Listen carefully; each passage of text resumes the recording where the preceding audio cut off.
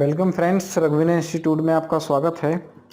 और हम यहाँ पे एक नया टॉपिक आपका ले रहे हैं, क्वाड्रेटिक इक्वेशन। ये बेस टॉपिक है, अलजेब्रा का फर्स्ट टॉपिक बेसिकली माना जाता है। सबसे पहले यहीं से स्टार्ट होती हैं चीज़ें।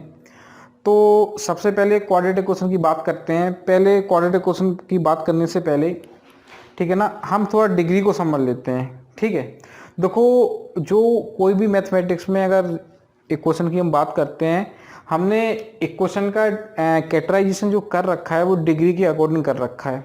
अगर आपकी डिग्री 1 है तो उसे बोलते हैं लीनियर इक्वेशन। क्या बोलते हैं? लीनियर इक्वेशन बोलते हैं। ठीक है, अगर आपकी डिग्री 2 है तो उसे बोलते हैं क्वाड्रेटिक इक्वेशन बोलते हैं।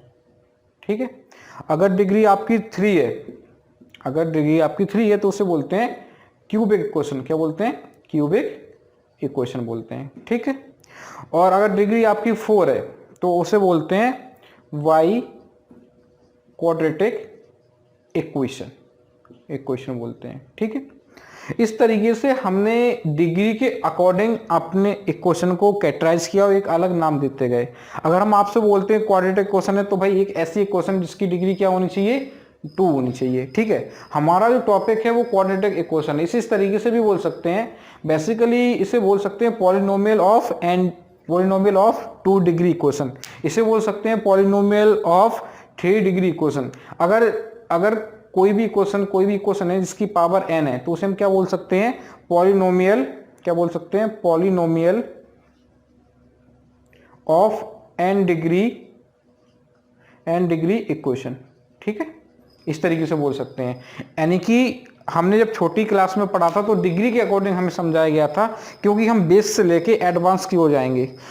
आपके क्वाड्रेटिक क्वेश्चन के जो क्वेश्चंस होते हैं वो बीएचयू में आते हैं, जेएनयू में आते हैं, निमसेट, कोई भी इंडिया लेवल पे आप एग्जाम देते हो, कोई भी इंडिया लेवल पे अगर आप एग्जाम देते हो एमसी एंट्रेंस का, तो क्वाड्रेटिक क्वेश्चन से 3 से 4 क्वेश्चन आपको क्वाड्रेटिक क्वेश्चन के मिलते हैं। ठीक है, तो यहाँ पे हमने ये बेस समझा, केवल एक थोड़ा बेस समझाने के लिए, अभी कोई स्टार्टिंग नहीं हुई है, कि अगर डिग्री 1 है तो उसे लीनियर इक्वेशन बोलेंगे, अगर डिग्री 2 है तो उसे क्वाड्रेटिक इक्वेशन बोलेंगे, अगर डिग्री 3 है तो उसे क्यूबिक इक्वेशन बोलेंगे, अगर डिग्री 4 है तो उसे बाई क्वाड्रेटिक। इस तरीके से अगर डिग्री n है तो उसे हम बोल सकते हैं polynomial of n degree equation, polynomial of n degree equation बोल सकते हैं। ठीक है, अब यहाँ पे देखते हैं भाई, क्वाड्रेटिक इक्वेशन होती है जो, वो आपकी होती है ax square plus bx plus c equal to 0।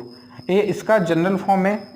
देखो, अब इस इक्वेशन को हम देखते हैं। देखो, ax स्क्वायर प्लस c ले लेते हैं, दूसरा ले लेते हैं आपका ax square plus bx equal to 0। 3 मैंने इक्वेशन लिए। अभी केवल इस चीज़ को समझ रहे हैं किस इक्वेशन को हम क्वाड्रेटिक बोलेंगे और किसको नहीं बोलेंगे। ठीक है, देखो, कोई भी इक्वेशन, वैसे नॉर्मली जनरल फॉर्म ये होता है। ठीक है, अगर किसी भी इक्वेशन में आपकी डिग्री 2 है तो वो क्या कहलाएगी? वो आपकी क्वाड्रेटिक इक्वेशन कहलाएगी। इसको देख लो आप, ax स्क्वायर प्लस bx, भाई डिग्री इसमें 2 है, यहाँ सी बात है। डिग्री क्या होती है? Maximum power in the equation, कि किसी भी इक्वेशन में मैक्सिमम पावर कितनी है। इसमें मैक्सिमम पावर कितनी है? 2 है, इसमें भी 2 है, इसमें भी 2 है। तो ये तीनों इक्वेशन कैसी होंगी भाई? ये तीनों इक्वेशन कैसी होंगी? क्वाड्रेटिक होंगी। क्या होंगी? क्वाड्रेटिक इक्वेशन होंगी। ठीक है ना, ये आपकी तीनों क्वाड्रेटिक इक्वेशन होंगी। देखो, इसमें एक चीज़ और है, यहाँ पे एक चीज़ और समझते हैं कि भाई जो क्वाड्रेटिक इक्वेशन होती है, इसका क्या है कि a does not equal to 0। यहाँ पे a जो कांस्टेंट है, एक्स स्क्वायर का जो कोफिशिएंट है, वो 0 नहीं हो सकता है। अगर ये 0 हो जाएगा तो क्या हो जाएगा? ये आपकी लीनियर इक्वेशन बन जाएगी। लीनियर का मतलब जिसकी डिग्री 1 होगी। अब देखो, यहाँ पे एक चीज़ को बहुत अच्छे समझना है कि भाई सबसे पहले क्वाड्रेटिक में इक्वेशन में डिग्री 2 होनी चाहिए, उसके बाद a does not equal to 0। आपके b और c 0 हो सकते हैं, लेकिन a 0 नहीं हो सकता है। अगर a 0 हो जाएगा तो ये टर्म खत्म हो जाएगा, कैंसिल हो जाएगा, तो 0 का मल्टीप्लाई हो जाएगा, तो फाइनली क्या बन जाएगी? आपकी लीनियर इक्वेशन बन जाएगी। अब यहाँ पे एक चीज़ और समझना है, यहाँ पे x क्या है? एज ए वेरिएबल काम करता है। x क्या करता है? As a variable. और x हमेशा क्या होता है? रियल नंबर होता है। क्या होता है? रियल नंबर होता है। देखो, x कहीं भी यूज हो, x वेरिएबल होगा, और जहाँ भी कोई भी वेरिएबल की जो रेंज होती है वो -इन्फिनिटी से लेके +इन्फिनिटी की ओर होती है। इस चीज़ को आपको समझ के रखना है। हम किसी भी टॉपिक में पढ़ें, यहाँ x हो, y हो, अगर वो एज ए वेरिएबल काम कर रहा है तो वो एक रियल नंबर होगा, और रियल नंबर की रेंज क्या होती है? -इन्फिनिटी से लेके +इन्फिनिटी होती है। ठीक है, ठीक है, अब आगे बढ़ते हैं quadratic, how to solve the quadratic equation. ये आपका फर्स्ट क्वेश्चन आता है कि किसी भी क्वाड्रेटिक इक्वेशन को सॉल्व कैसे करना है। यहाँ से कुछ हम सॉल्व करके देखो, ये आपका 10th लेवल का बेस है कि भाई किसी भी क्वाड्रेटिक इक्वेशन को सॉल्व कैसे करेंगे, लेकिन वहाँ से कुछ कंक्लूजन निकालते हैं। देखो हम बेस से लेके एडवांस की ओर जाएंगे, तो स्टार्टिंग पॉइंट है हमारा, तो how to solve the quadratic equation. तो क्वाड्रेटिक इक्वेशन को दो तरीके से हम सॉल्व करते हैं, क्वाड्रेटिक इक्वेशन, ठीक है, दो तरीके होते हैं। एक आपका होता है फैक्टराइजेशन, और दूसरा होता है आपका क्वाड्रेटिक फॉर्मूला। दो हमारे तरीके होते हैं। सबसे पहले क्या होता है फैक्टराइजेशन, जिसे मिड टर्म बोलते हैं, और दूसरा हमारा होता है क्वाड्रेटिक फार्मूला। देखो जो फैक्टराइजेशन है, जब हम छोटी क्लास में पढ़ते थे तो फैक्टराइजर मिड टर्म जो हमें लाना होता है, जैसे कोई इक्वेशन ले लेते हैं x² - 5x + 6 = 0। तो इसमें क्या होता था कि भाई हम जो कांस्टेंट टर्म है उसके फैक्टराइजेशन करते थे और मिड टर्म को लेके आते थे, ठीक है, इसे हम फैक्टराइजेशन बोलते हैं। अगर इसका फैक्टराइजेशन करें 2 × 3 हो जाएगा, तो x² - 2x - 3x + 6 = 0। यहाँ एलसीएम क्या आएगा, x आएगा, तो x - 2 हो जाएगा। यहाँ -3 कॉमन लेंगे तो x - 2 = 0। तो पूरा ब्रैकेट कॉमन आ जाएगा, x - 2 x - 3 = 0। तो x बराबर यहाँ पे 2 आ गया, ठीक है, और x बराबर यहाँ पे क्या आ गया, 3 आ गया। तो देखो यहाँ पे ये आपने 10th लेवल में पढ़ रखा होगा कि भाई कि कैसे फैक्टर करने हैं, कैसे मिड टर्म फार्मूला लगाना, फैक्टराइजेशन होता है। और जब हम छोटी क्लास में पढ़ते थे तो हमें बताया जाता था जिस इक्वेशन का फैक्टराइजेशन होगा तो उसे फैक्टराइजेशन से करेंगे, जब फैक्टराइजेशन नहीं होगा तो हम किस पे आएंगे, क्वाड्रेटिक फार्मूला अप्लाई करेंगे। तो क्वाड्रेटिक फार्मूला क्या होता है, देखो x = -b + -√में b² - 4ac/2a, ये आपका क्वाड्रेटिक फार्मूला होता है। तो वो यहाँ पे एक चीज़, ये जनरल फार्मूला है। अगर कोई भी इक्वेशन जिसके फैक्टर हो रहे हो तो कोई प्रॉब्लम है, नहीं हो रहे हो तो भी कोई प्रॉब्लम नहीं है। दोनों केस में जनरल फार्मूला आपका काम करता है। लेकिन फैक्टराइजेशन का कंसेप्ट तभी हम अप्लाई कर सकते हैं जब फैक्टर हो रहे हो। और मान लो कोई हम ये इक्वेशन लिख देते हैं x² - 4x + 1 = 0, तो बन के आप कैसे भी फैक्टर करो कभी 4 नहीं आएगा। तो इसके लिए हम क्या करेंगे, क्वाड्रेटिक फार्मूला अप्लाई करेंगे। ये छोटी क्लास में पढ़ रखा है, लेकिन यहाँ पे आप देखो, आप क्वाड्रेटिक फार्मूला लगाओ, जिसके फैक्टर हो रहे होंगे तब भी आंसर सेम आएगा, और जिसके नहीं हो रहे होंगे तब भी ये काम करेगा। लेकिन फैक्टराइजेशन तभी काम करता है जब फैक्टर हमें मिलते हैं, ठीक है। अब यहाँ पे कुछ कंक्लूजन निकल के आते हैं हमारे। क्या कंक्लूजन निकल के आते हैं उसी को हम समझते हैं। सबसे पहले कंक्लूजन ये निकल के आता है, यहाँ पे क्या निकल के आता है कि भाई जब हमने डिग्री हमारी 2 थी तो हमने देखा फाइनली सॉल्यूशन कितने मिले, 2 सॉल्यूशन मिले। तो यहाँ से एक बहुत बड़ा पॉइंट निकल के आता है कि जितनी आपकी डिग्री होगी उतने ही नंबर ऑफ सॉल्यूशन होंगे। देखो रूट्स क्या होते हैं, रूट्स और फैक्टर दोनों में बहुत डिफरेंस है। फैक्टर हो गया आपका, मल्टीपल हो गए, अभी डिस्कस करते हैं। दो फैक्टर, देखो रूट्स क्या होते हैं। देखो जो x है, हमने बताया था जो x होता है वो रियल नंबर होता है। क्या होता है, वो आपका रियल नंबर होता है, और रियल नंबर -∞ से लेके +∞ के बीच में लाई करता है। देखो अभी अच्छे से क्वेश्चन डिस्कस करेंगे, लेकिन बेस हमारा क्लियर होना चाहिए। बेस क्लियर होगा तभी हम अच्छे क्वेश्चन को टारगेट कर पाएंगे, ठीक है। तो सबसे पहले देखो जो x होता है, यानी कि हम यहाँ पे क्या है, बेसिकली x की वैल्यू निकाल रहे हैं। सॉल्यूशन का मतलब क्या हुआ, रूट्स का मतलब हुआ कि हम x की वैल्यू निकाल रहे हैं। तो यहाँ पे एक चीज समझनी है, जो x है वो हमारा रियल नंबर है, और रियल नंबर कहाँ से कहाँ तक होता है, -∞ से लेके +∞ तक होता है। इसका मतलब इसके बीच में इनफाइनाइट नंबर होते हैं। क्या होते हैं, इनफाइनाइट आपके नंबर होते हैं। लेकिन हम क्या करते हैं, x को सॉल्व करके x की 2 ऐसी वैल्यू उठाते हैं इस रेंज में से कि जो हमारी इक्वेशन को क्या करते हैं, सेटिस्फाई करते हैं। तो रूट्स क्या कहलाते हैं, x की वो पर्टिकुलर वैल्यू जो हमारी इक्वेशन को सेटिस्फाई करते हैं वो रूट्स कहलाते हैं। समझ में आया आपको। अगर x = यहाँ से सॉल्यूशन निकल के आया 2 आया, अगर 2 हम इसमें पुटअप करेंगे तो LHS = RHS हो जाएगा। आप रख के देख सकते हो, यहाँ रखो 2 रखोगे तो 4 हो जाएगा, -4 × 2 + 6 = 0। आप देख रहे हो 10 और ये प्लस का 10, ये माइनस का 0 = 0 हो गया। तो x = 2 क्या होगा, इसका रूट्स होगा। तो आपको हमेशा याद रखना है कि रूट्स क्या करेगा, हमेशा इक्वेशन को सेटिस्फाई करेगा। x की वो पर्टिकुलर वैल्यू जो हमारी इक्वेशन को सेटिस्फाई करता है, x की वो पर्टिकुलर वैल्यू जो हमारी इक्वेशन को सेटिस्फाई करते हैं वो हमारे रूट्स कहलाते हैं। क्लियर, ये चीज़ आपको अच्छे से समझ में आ गई होगी। ठीक है, अब आगे बढ़ते हैं। अब यहाँ से कंक्लूजन तो हमने अभी आपको बता ही दिए क्या निकले कि भाई जितनी डिग्री होगी उतने नंबर ऑफ सॉल्यूशन आएंगे, उतने ही आपके रूट्स होंगे। ये चीज़ यहाँ से निकल के आई। अगर डिग्री 4 होगी तो नंबर ऑफ सॉल्यूशन उस क्वेश्चन के कितने आएंगे, आपके 4 आएंगे। ठीक है, यहाँ से ये चीज़ कंक्लूजन निकलती है। अब इसके बाद देखो क्या करते हैं, देखो अब फैक्टराइजेशन में समझ में आ गया, क्वाड्रेटिक फार्मूला भी हमें समझ में आ गया, कैसे क्वाड्रेटिक फार्मूला अप्लाई करेंगे आपको पता है, ये बेस है जो आपको आना चाहिए। ठीक है, क्वाड्रेटिक देखो अगर मान लेते हैं इक्वेशन है आपकी, यहाँ कंपेरिजन कर लेते हैं x square plus b x plus c equal to 0 से, तो ए की वैल्यू 1 हो जाएगी और बी की वैल्यू -4 हो जाएगी और सी की वैल्यू 1 हो जाएगी। वैल्यू पुटअप करके हम क्या निकाल सकते हैं, को आपके फैक्टर निकाल सकते हैं। देखो ये जनरल फार्मूला है, जब फैक्टर होंगे तब भी वैलिड होगा, जब फैक्टर नहीं होंगे तब भी वैलिड होगा।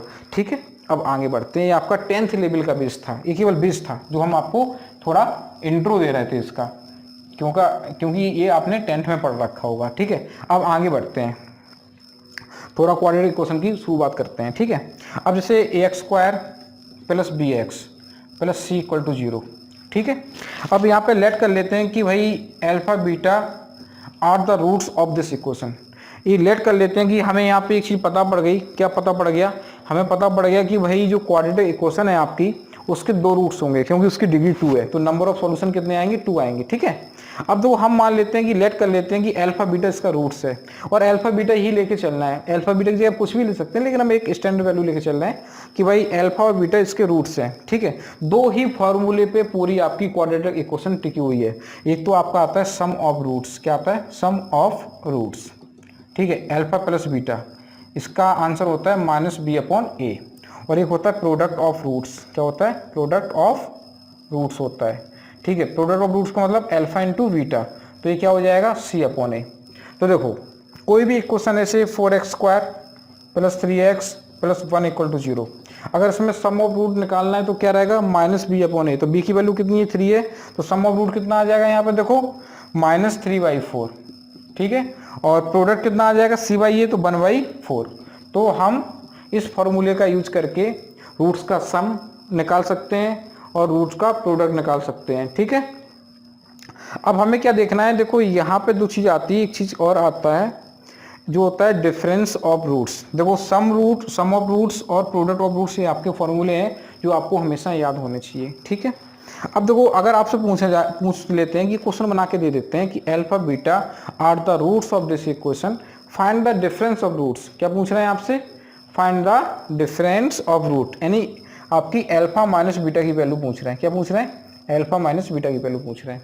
देखो यहाँ पे एक चीज़ हमें समझनी है, क्या समझना है कि यहाँ पे हमें देखना है कि आपको क्या समझना है कि देखो डिफरेंस ऑफ रूट निकालना है। क्या निकालना है, डिफरेंस ऑफ रूट निकालना है आपको। तो डिफरेंस ऑफ रूट कैसे फाइंड आउट किया जाएगा, देखो अब यहाँ पे आपको समझना, कुछ बच्चे सोचेंगे भाई अल्फा बीटा का सम हमें पता ही है, प्रोडक्ट हमें पता है, तो हम एक काम करते हैं कि यहाँ से अल्फा की वैल्यू उसमें पुटअप करते हैं और आंसर निकालेंगे, या हम अल्फा निकाल लेते हैं, बीटा निकाल लेते हैं, फिर उसका डिफरेंस निकाल देंगे। देखो जब आप कंपटीशन के लिए तैयारी करते हो तो टाइम बहुत इंपॉर्टेंट होता है, तो हमें क्या करना है, हमें ऐसा कंसेप्ट यूज करना है जिससे हमारा टाइम खर्च ना हो, और सारी चीज़ें हमें जब भी कुछ निकालना हो तो हमें या तो हम उस चीज़ों को या तो प्रोडक्ट में ले जाएं या तो सम में ले जाएं, क्योंकि प्रोडक्ट और सम किसी भी इक्वेशन में निकालना कितना ईजी होता है, आपने अभी देखा। ठीक है, तो अब देखो डिफरेंस निकालना है, तो डिफरेंस ऑफ रूट निकालने के लिए देखो कैसे निकालेंगे, देखो डिफरेंस ऑफ रूट यहाँ बताते हैं कैसे निकालेंगे। देखो आप देखो यहाँ पे एक चीज़ देखो आप, जैसे अगर हम करें कि अल्फा प्लस बीटा का होल स्क्वायर क्या होता है, अल्फा का स्क्वायर बीटा का स्क्वायर प्लस 2 अल्फा बीटा, ए प्लस बी का होल स्क्वायर के फॉर्मूले पे खोला। और यहाँ पे एक चीज़ देखो कि अगर अल्फा माइनस बीटा का हम होल स्क्वायर लिखें तो alpha square plus beta square -2 alpha beta, ये 2 फॉर्मूले होते हैं। ठीक है, अब हम एक काम करते हैं, क्योंकि ये चीज़ हमें पता है और ये चीज़ हमें पता है, तो हम एक काम करते हैं कि यहाँ देखो एक काम करते हैं कि अल्फा बीटा का जो फॉर्मूला है अल्फा का स्क्वायर प्लस बीटा का स्क्वायर प्लस 2 अल्फा बीटा, ये आपका देखो फॉर्मूला आता कहाँ से, इस चीज़ को बता रहे हैं, आपको फॉर्मूले याद करके रखना है तो बेटर रहेगा, क्योंकि टाइम बचेगा आपका। ठीक है, तो यहाँ पे एक चीज़ देखो आप कि ये फॉर्मूला होता है अल्फा का स्क्वायर प्लस बीटा का स्क्वायर प्लस 2 अल्फा बीटा। अब यहाँ पे एक चीज़ देखेंगे कि भाई हम दोनों साइड 4 अल्फा बीटा अगर कर दें, इससे क्या होगा अभी समझ में आएगा। तो अगर आप कर दोगे तो प्लस का 2 है, माइनस का 4 है, तो यहाँ पे माइनस का 2 बचेगा। तो यहाँ क्या हो गया, अल्फा प्लस बीटा का whole square minus 4 alpha beta, और यहाँ हो जाएगा अल्फा माइनस बीटा का होल स्क्वायर। करेक्ट। अब देखो हम क्या करेंगे, हम लिख सकते हैं अल्फा माइनस बीटा का होल स्क्वायर इक्वल टू हो जाएगा अल्फा प्लस बीटा का होल स्क्वायर और माइनस 4 अल्फा बीटा, और रूट अगर स्क्वायर हटा देंगे तो ये रूट बन जाएगा। तो रूट क्या दे देगा हमें, डिफरेंस ऑफ रूट्स। अब देखो डिफरेंस ऑफ रूट जो फॉर्मूला बन के आया, देखो यहाँ पे उसमें क्या है, ये तो सम हो गया, क्या हो गया सम, और ये क्या हो गया प्रोडक्ट। तो सम और प्रोडक्ट तो हमें हमेशा ही पता होता है क्वेश्चन में, तो हम सम और प्रोडक्ट का यूज करके कितने आसानी से डिफरेंस ऑफ रूट निकाल सकते हैं। तो अगला फॉर्मूला ये हो गया जो आपको याद रखना है, ठीक है। एक तो सम ऑफ रूट हो गया माइनस बी अपॉन ए हो गया, और product of root c upon a हो गया, और डिफरेंस ऑफ रूट क्या है, अंडर रूट में अल्फा सम ऑफ रूट का whole square minus 4 times product of roots. और डिफरेंस ऑफ रूट निकालना कितना ईजी है, देखो आप बहुत आसानी से निकाल सकते हैं। अगर अल्फा माइनस बीटा निकालना है, देखो रखोगे आप वैल्यू, तो सम ऑफ रूट कितना है माइनस 3/4 का whole square plus difference of root कितना है 4 × 1/4। देखो कितने आसानी से निकल गया, ना हमें अल्फा निकालने की जरूरत है, ना अल्फा स्क्वायर निकालने की जरूरत है, कुछ करने की जरूरत नहीं है। केवल हम इतना याद रखना कि अल्फा माइनस बीटा का फॉर्मूला क्या होता है और ये कहाँ से आता है वो भी हमने आपको बता दिया, ठीक है।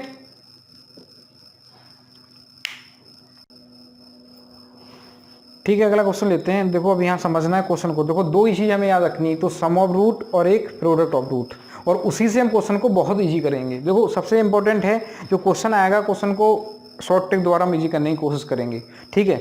सॉल्यूशन तो सबको आता है, बस उसे एक ट्रिकिकल वे में किस तरीके से ऑप्शन को टिक करना, हमारा काम है ऑप्शन को टिक करना। देखो सबसे पहले वो कह रहे हैं condition that one root of the equation ax² + bx + c = 0 may be double of the other roots. ये क्वेश्चन कई बार एग्जाम में आ चुका है, वो कह रहे हैं एक रूट दूसरे का डबल है। देखो यहाँ पे जनरल वे बता रहा हूँ, डबल भी हो सकता है, 3 टाइम्स भी हो सकता है, 4 टाइम्स भी हो सकता है, और रेशियो में भी वो दे सकते हैं, ठीक है। तो सबसे पहले हमने आपसे केवल एक ही बात बोली है, हमें क्या निकालना है, सम ऑफ रूट और प्रोडक्ट ऑफ रूट, ठीक है। तो सबसे पहले अगर एक रूट अल्फा है, दूसरा कितना होगा उसका, भाई वो कह रहे हैं डबल है, तो भाई 2 अल्फा हो जाएगा, करेक्ट। तो यहाँ पे सम ऑफ रूट कितना आएगा, देखो सम ऑफ रूट कितना आएगा आपका, यानी अल्फा प्लस 2 अल्फा कितना हो जाएगा -b/a। ये क्वेश्चन हमारी ये है, ठीक है। तो यहाँ 3 अल्फा आ जाएगा, देखो तो -b/a हो जाएगा, और अल्फा बराबर आ जाएगा -b/3a। ये क्वेश्चन नंबर 1, करेक्ट। अब दूसरा क्या है हमारा, हमें क्या निकालना है, दूसरा हमारा फॉर्मूला क्या है, प्रोडक्ट ऑफ रूट्स का फॉर्मूला है। तो प्रोडक्ट ऑफ रूट क्या होता है, और रूट्स क्या होता है c/a, यानी अल्फा × 2 अल्फा बराबर c/a, और यहाँ पे 2 अल्फा स्क्वायर = c/a, करेक्ट। अब यहाँ पे देखो ये अल्फा की वैल्यू कितनी है, b² 3 है, और तो अगर अल्फा की वैल्यू इसमें पुटअप कर देंगे तो देखो ABC में कंडीशन आ जाएगी, और हमें निकालना क्या है क्वेश्चन में, हमें वो पूछ रहे हैं कि भाई एक रूट दूसरे का डबल है तो उसमें ABC में कंडीशन क्या होगी। तो हम क्या कर देंगे, देखो यहाँ पे अगर इसे हम अल्फा हट जाए और यहाँ अल्फा की वैल्यू पुटअप हो जाए, वो भी ABC के फॉर्म में है, तो कुछ ना कुछ हमें कंडीशन मिलेगी। तो अल्फा की जगह हम रख देते हैं, क्या आएगा देखो क्या है b² 9a² = c/a। ए से ही कैंसिल, 9a यहाँ पहुँच जाएगी तो क्या हो जाएगा फाइनली 2b² = 9ac। ये आपकी कंडीशन आ गई, क्लियर है। एक बार रिपीट कर लेते हैं। देखो मैंने कुछ नहीं किया, देखो भाई सम और प्रोडक्ट जो आपको बता रखे थे, बस यहाँ पे एक अगर रूट अल्फा है तो दूसरा उसका डबल है, तो बीटा की वैल्यू कितनी हो जाएगी 2 अल्फा हो जाएगी। तो सम और रूट का फॉर्मूला लगाया, देखो ये सब चीज़ हमने आपको समझाने के लिए लिखी है। क्वेश्चन केवल 2 से 3 लाइन का क्वेश्चन है केवल। तो 3 अल्फा = -b/a, तो अल्फा की वैल्यू यहाँ आ गई, क्वेश्चन नंबर 1 हो गई।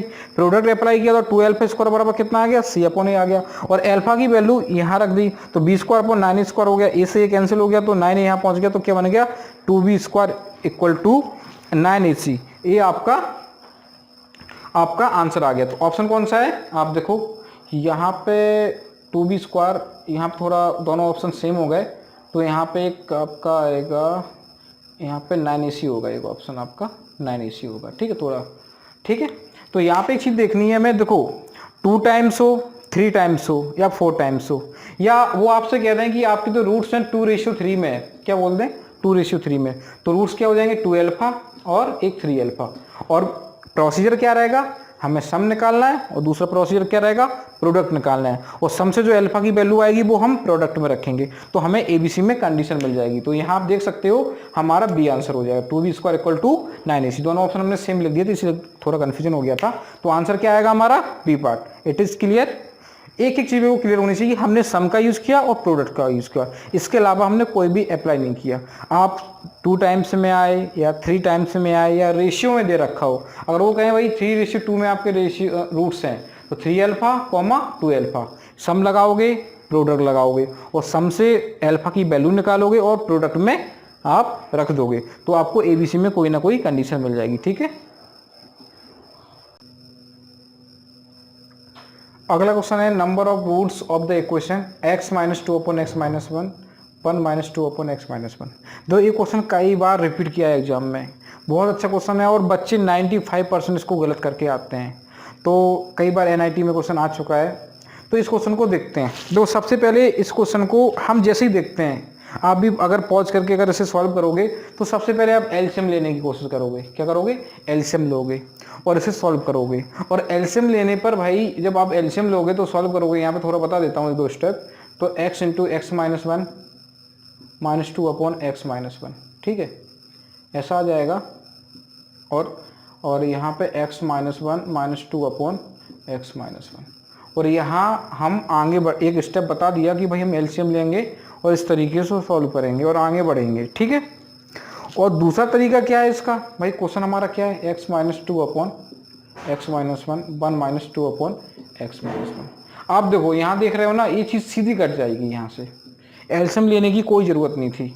बच्चे यहाँ पे गलती कर देते हैं कि भाई एलसीएम लेना, क्योंकि वो देखते नहीं है क्या है, ये सीधा कट रहा है, आपका सीधा कैंसिल हो रहा है। तो x = 1 आ गया। क्या आ गया, x = 1 आ गया हमारा। और देखो नंबर ऑफ रूट्स की बात क्या होती है, नंबर ऑफ रूट्स का मतलब होता है कि x की इस इक्वेशन के लिए कि x की कितनी वैल्यू होंगी, इस इक्वलिटी के लिए कि x की कितनी वैल्यू एग्जिस्ट करेंगी। नंबर ऑफ रूट्स क्या होंगे, इस इक्वेशन के नंबर ऑफ रूट्स क्या होंगे। ठीक है। तो हम हिटिंग प्रोसीजर भी यहाँ अप्लाई नहीं कर सकते क्योंकि ये x की वैल्यू नहीं है, ये नंबर ऑफ x की वैल्यू पूछ रहे हैं कि how many values of x, कि x की कितनी वैल्यूज आएंगी इस एक्सप्रेशन के लिए। ठीक है। तो हम हिटिंग प्रोसीजर भी यहाँ अप्लाई नहीं कर सकते हैं। ठीक है। तो सबसे पहले हमने देखा कि x = क्या आ गया, 1 आ गया। तो एक स्टेपिंग ये है भाई, आंसर इससे भी आएगा, ऐसा नहीं आंसर नहीं आएगा, लेकिन इससे क्या हो जाएगा, 2 से 3 स्टेप आपके लग जाएंगे, 2 से 3 स्टेप लग जाएंगे। और हमारे लिए एक एक सेकेंड एग्जाम में बहुत इंपॉर्टेंट होता है।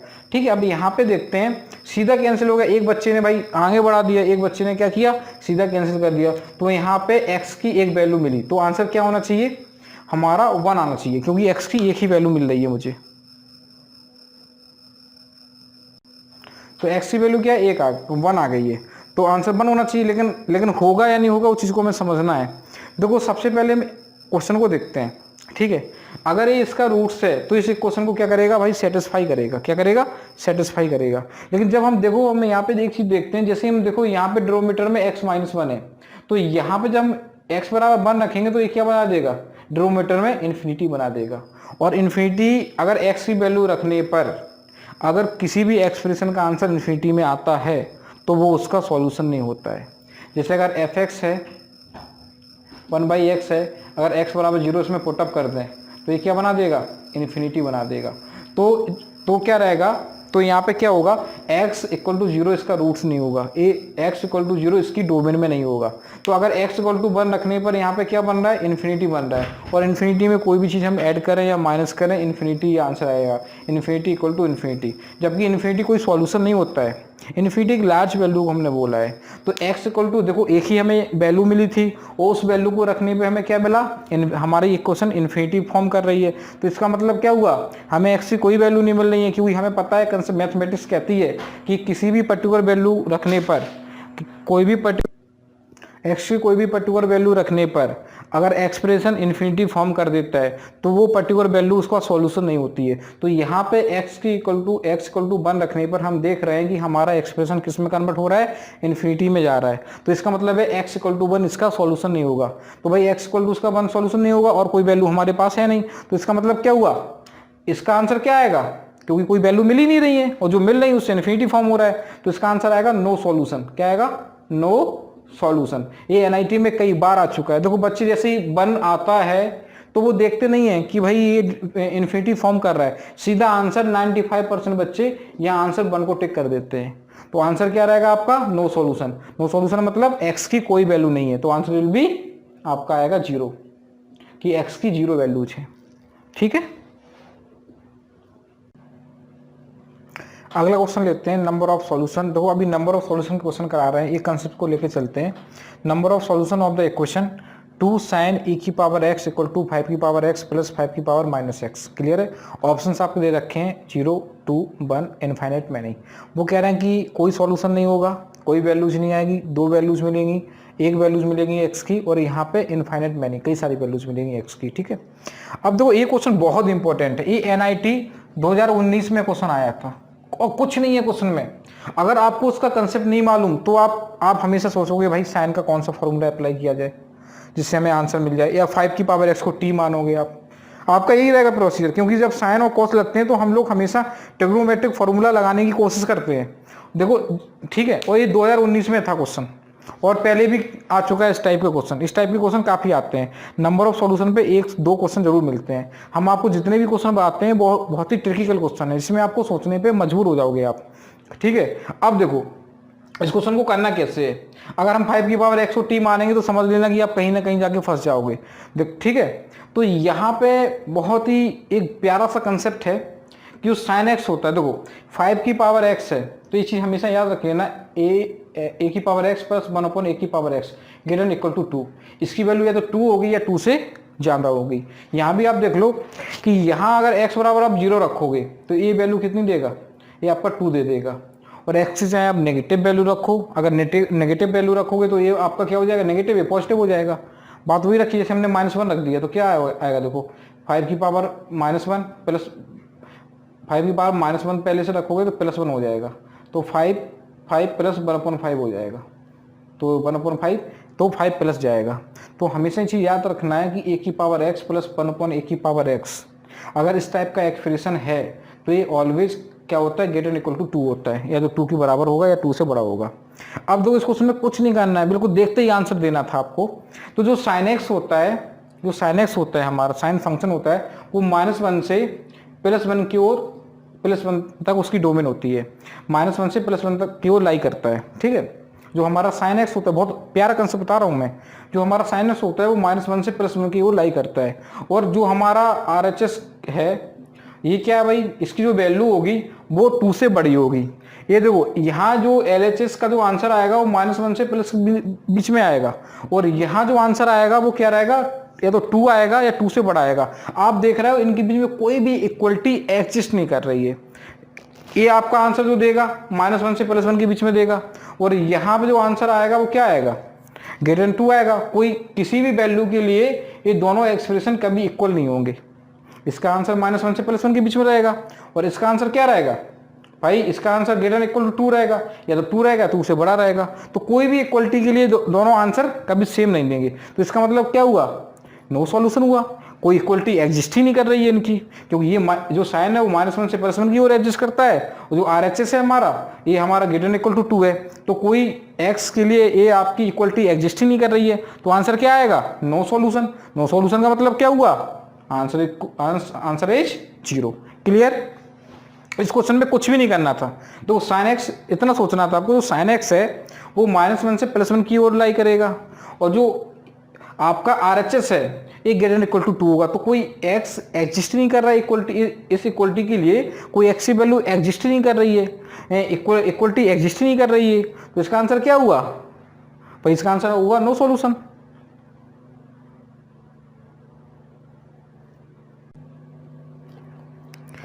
ये क्वेश्चन देखा था हमने, सेम टाइप का ये क्वेश्चन है। देखो इसमें स्क्वायर लग गया केवल आपका। ठीक है, तो यहाँ पे चीज देखना है, जो कॉस स्क्वायर है तो ये 0 to 1 लाई करेगा, क्योंकि नेगेटिव वैल्यू लेगा नहीं, तो 0 to 1 लाई करेगा। और यहाँ x² प्लस 1/x² है, यही फॉर्म है आपका ax प्लस 1/x। तो इसकी वैल्यू क्या होगी? ग्रेटर देन इक्वल टू 2 होगी। तो जीरो पे डिफाइन नहीं होगा कि वो जीरो x बराबर जीरो रखोगे तो यहाँ पे क्या हो जाएगा, ये इनफाइनाइट फॉर्म कर देगा। तो जिस वैल्यू के लिए हमारा फंक्शन इनफाइनाइट फॉर्म करता है तो उस वैल्यू के लिए हमारा फंक्शन डिफाइन नहीं होता है। तो इसका आंसर क्या आएगा, देखो क्वेश्चन वही है, करना कुछ नहीं है, कोई फॉर्मूले नहीं लगाने आपको, केवल आपको थोड़ा समझना है। जब भी नंबर ऑफ सॉल्यूशन की बात हो तो हमें LHS और RHS को देखना है। इसकी वैल्यू क्या है, ग्रेटर देन इक्वल टू 2 है, और इसकी वैल्यू क्या रहेगी, 0 से लेके 1 तक लाई करेगी। कोई x यहाँ पे कॉमन नहीं है, यानी कि कॉमन नहीं है, कोई x के लिए वैल्यू एग्जिस्ट नहीं कर रही है, इक्वलिटी एग्जिस्ट नहीं कर रही है। तो आंसर क्या आएगा भाई, नो सॉल्यूशन आएगा। इसका आंसर क्या आएगा, नो सॉल्यूशन आएगा। अब देख लेते हैं भाई, देखो यहाँ पे पहले ही ऑप्शन है नो रियल सॉल्यूशन, तो आंसर क्या हो जाएगा, नो रियल सॉल्यूशन। ठीक है, तो कोई जो आपका प्रीवियस क्वेश्चन था ये वाला NIT में, ये भी आपका आ चुका है क्वेश्चन, NIT में कई बार BHU में भी आ चुका है। तो यहाँ पे केवल इतना देखना है LHS और RHS को कि नंबर ऑफ सॉल्यूशन में ऑलवेज हमें इस चीज़ को ध्यान देखना है कि भाई हमारी इक्वलिटी एग्जिस्ट कर रही है या नहीं कर रही है। तो जितने भी मैं आपको ट्रिकिकल क्वेश्चन बता रहा हूँ ये सीधे सीधे एग्जाम में आपके आएंगे, JNU में BHU में आ सकते हैं, निमसेट में कई बार आ चुके हैं, निमसेट में ही आया था, अभी कमिंग जो पेपर होगा उसमें भी आ सकता है। ठीक है, तो आपको याद रखना है कि कॉस स्क्वायर है और साइन स्क्वायर है। ठीक है, ये 0 से लेके 1 के बीच में लाई करता है, और जो हमारा RHS है x स्क्वायर प्लस 1/स्क्वायर, ये ग्रेटर देन इक्वल टू 2 होगा। तो कोई इक्वलिटी हमारी एग्जिस्ट नहीं कर रही, इसलिए आंसर क्या होगा, नो सॉल्यूशन। देखो इसमें एक स्टेप भी आपको सॉल्व नहीं करना है, केवल क्वेश्चन को समझना है और समझ के आंसर निकालना है। ठीक है, तो आंसर क्या आएगा, नो रियल सॉल्यूशन। अगला क्वेश्चन है हमारा, देखो number of real roots of the equation. जो ये क्वेश्चन है आपकी, ठीक है, इस क्वेश्चन को देखते हैं, सबसे पहले सॉल्व करते हैं। ठीक है, एक तरीका आता है हमारा वर्किंग मेथड, कि हमारा वर्किंग मेथड क्या होना चाहिए, और दूसरा तरीका होता है कि भाई हम कोई एफिशिएंट तरीका इस तरीके से देखें जिससे हमें स्टेपिंग हमारी बहुत कम हो, ना मार्क के बराबर हो, या ऑप्शन हिटिंग कर ले। और ऑप्शन हिटिंग इसलिए नहीं कर सकते हैं क्योंकि ये नंबर ऑफ रियल रूट्स की बात कर रहे हैं, ये कोई एक्स की वैल्यू नहीं दे रखी जो हम इसमें पुटअप कर लेंगे। ठीक है ना, तो देखो अगर जो हमारा वर्किंग मेथड होना चाहिए, जो सारे बच्चे कर सकते हैं, सारे बच्चे क्या करेंगे, स्क्वायरिंग खोलेंगे, और स्क्वायरिंग खोलने के बाद फाइनली क्या करेंगे, एक पूरा स्क्वायरिंग खोलेंगे, इसका स्क्वायर खोलेंगे, इसका खोलेंगे, इसका खोलेंगे, और सबको इकट्ठा करके जो ऐड हो रहे होंगे, एक्स स्क्वायर के अलग लोगे टर्म, एक्स के अलग लोगे, और कांस्टेंट टर्म अलग लोगे, और एक फाइनली क्वाड्रेटिक इक्वेशन बन के आएगी। उसके बाद हम क्या करेंगे, उसके बाद हम क्वाड्रेटिक फार्मूला अप्लाई करेंगे, और क्वाड्रेटिक फार्मूला अप्लाई करेंगे तो वहाँ पता पड़ेगा कि भाई रियल रूट्स आ रहे हैं क्या नहीं आ रहे हैं, क्या सारे आपके कैसे आ रहे हैं, फैक्टराइजेशन नहीं होते रूट तो कैसे होते हैं आपके, होते हैं भाई कॉम्प्लेक्स रूट वगैरह होते हैं। ठीक है, रियल रूट्स आ रहे हैं कि नहीं आ रहे हैं। तो भाई काफ़ी लंबी स्टेपिंग है, पहले इसकी स्क्वायर खोलेंगे, सबको ऐड करेंगे, उसके बाद क्वाड्रेटिक फार्मूला अप्लाई करेंगे। लेकिन हमें ऐसा कुछ भी नहीं करना है, क्यों, क्योंकि मैं आपको एफिशिएंट वे बता रहा हूँ। देखो x-1 का होल स्क्वायर, अगर x-1 का होल स्क्वायर है तो इसके रूट कितने होंगे, देखो रूट यहाँ जाएगा तो 0 रहेगा, तो x-1 इक्वल टू 0, तो x बराबर 1, तो इसका रूट 1 आएगा, और इसका रूट कितना 2 होगा, और इसका रूट 3 होगा। देखो अब हमें देखना है कि सबसे पहले क्या है कि x की 3 वैल्यूज होंगी, 1 2 3, और हमें देखना है कि देखो रूट्स तभी होते हैं कि x की वैल्यू रखने पर हमारी इक्वेशन कैसी हो जाए, यानी LHS इक्वल टू RHS हो जाए। अब देखो अगर x इक्वल टू 1 रखेंगे तो ये तो 0 हो जाएगा, बट ये दोनों 0 नहीं होंगे। जब 2 रखोगे तो ये 0 हो जाएगा, लेकिन ये दोनों 0 नहीं होंगे। जब हम 3 रखेंगे तो ये वाला पार्ट 0 हो जाएगा, बट ये दोनों नहीं होंगे। तो मतलब क्या कि 1 2 और 3 के जो इसके रूट्स हैं उसके लिए एक equation LHS equal to RHS नहीं होगी। क्यों नहीं होगी, क्योंकि यहाँ प्लस लग रखा है बीच में, ये वाला पार्ट 0 हो जाएगा, बट ये दोनों पार्ट 0 नहीं होंगे। तो इसका मतलब हुआ कि x इक्वल टू 1 और x equal to 2 x equal to 3 के लिए 0 नहीं होंगे। तो इसका मतलब क्या हुआ कि x की कोई भी ऐसी वैल्यू नहीं है जो 0 कर दे। देखो इसमें रियल वैल्यू कोई नहीं है, जब आप सॉल्व करोगे तो उसके रूट कैसे होंगे, रियल नहीं होंगे, कॉम्प्लेक्स रूट होंगे। कैसे होंगे, कॉम्प्लेक्स रूट होंगे। ठीक है, इमेजरी रूट्स होंगे। तो आप देख रहे हो ना, देखो हमने सॉल्व नहीं किया, हमने देखा x इक्वल टू 1 पे a 0 है, लेकिन ये दोनों 0 नहीं है, x इक्वल टू 2 पे a 0 है, लेकिन ये दोनों 0 नहीं है। तो मतलब x की कोई वैल्यू ऐसी हमें रियल वैल्यू मिली नहीं रही है जिससे हमारी इक्वेशन क्या हो जाए, पूरी सेटिस्फाई कर जाए।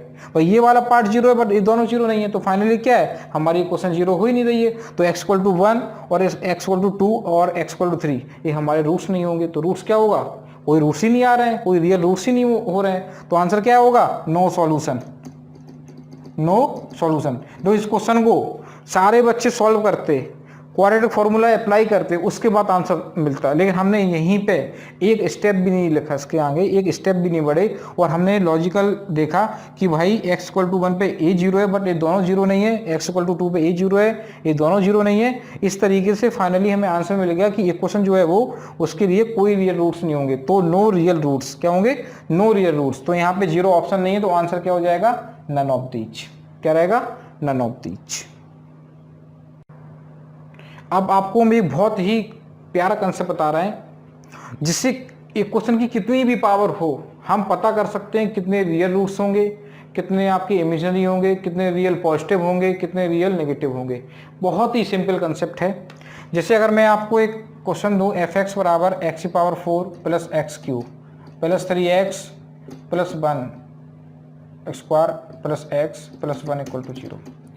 आपकी इक्वेशन पावर 4 में है। देखो हम क्वाड्रेटिक पढ़ रहे हैं, पावर 2 हम आसानी से सॉल्व कर सकते हैं, पावर 3 में थोड़ी दिक्कतें होंगी, लेकिन पावर 4 में क्या होता है, जब दो क्वाड्रेटिक इक्वेशन का हम मल्टीप्लाई करते हैं तो पावर 4 आती है।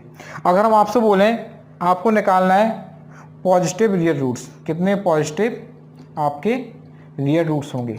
देखो मैं कंसेप्ट जो बता रहा हूँ ना, एक एक चीज़ क्लियर कर दूंगा। एक क्वेश्चन की पावर कितनी भी हो उसमें आपको पता पड़ जाएगा कितने रियल रूट्स होंगे, कितने नेगेटिव रियल रूट्स होंगे, कितने पॉजिटिव रियल रूट्स होंगे और कितने इमेजिनरी रूट्स होंगे। बहुत ही सिंपल कंसेप्ट है, देखना आप यहाँ पे देखते हैं। हमें क्या देखना, चेंजिंग ऑफ साइन। क्या देखना, चेंजिंग ऑफ साइन, कि कितनी साइन की चेंजिंग होती है। ये एफ एक्स है, देखो ये प्लस है, प्लस से प्लस में गए, कोई चेंज नहीं हुआ। समझ रहे हैं मेरी बात को। चेंजिंग ऑफ साइन देखेंगे हम इसमें, और चेंजिंग ऑफ साइन क्या देगा, पॉजिटिव रियल रूट्स देगा।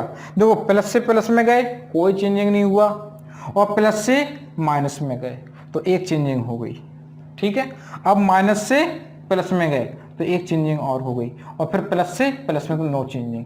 समझ में आ गया। तो यहां से क्या मिल गया, जितने नंबर ऑफ चेंजिंग मिलेंगी उतने ही आपके पॉजिटिव रियल रूट्स होंगे। बहुत ही बेहतरीन कंसेप्ट है।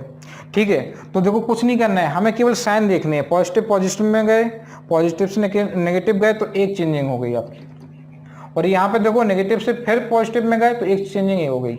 बाकी पॉजिटिव से पॉजिटिव में गए तो कोई चेंजिंग नहीं है। तो फाइनली चेंजिंग हमें दो मिली। तो कितने आपके पॉजिटिव रियल रूट्स हो जाएंगे, दो आपके पॉजिटिव रियल रूट्स हो जाएंगे आपके। ठीक है, अगर इसी क्वेश्चन में हमें क्या देखना हो, या दूसरी क्वेश्चन ले लेते हैं, f x equal to x की power 4 plus 3x square minus x minus 1 equal to 0। अब इसमें निकालना है नेगेटिव रियल रूट्स निकालना है। क्या निकालना है, नेगेटिव रियल रूट्स निकालना है। तो नेगेटिव रियल रूट्स का मतलब क्या हुआ, देखो यहाँ पे x को माइनस एक्स से रिप्रेजेंट करेंगे और चेंजिंग ऑफ साइन देखेंगे। x को माइनस एक्स से रिप्रेजेंट करेंगे, जहाँ पे x है वहाँ पे माइनस एक्स रखेंगे। रखो भाई लो, ये पावर इवन है तो कोई फर्क नहीं पड़ेगा, ये भी इवन है।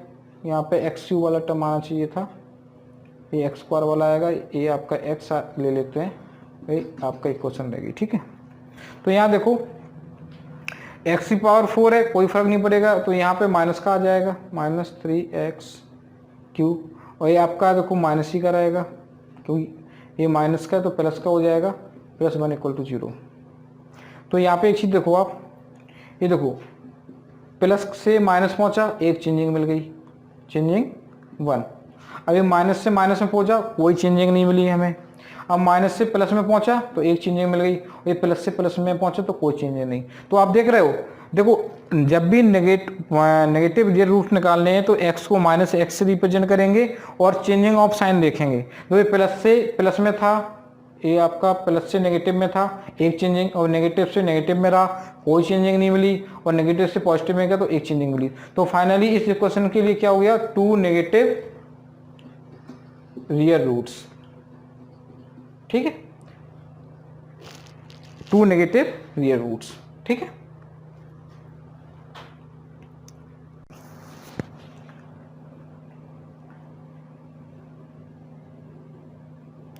तो अगला क्वेश्चन आपका है number of real roots of the equation. तो एक क्वेश्चन दे रखी है पावर 4 में, इंपॉर्टेंट है कि पावर 4 में है, पावर 2 की होती तो हम सॉल्व कर लेते।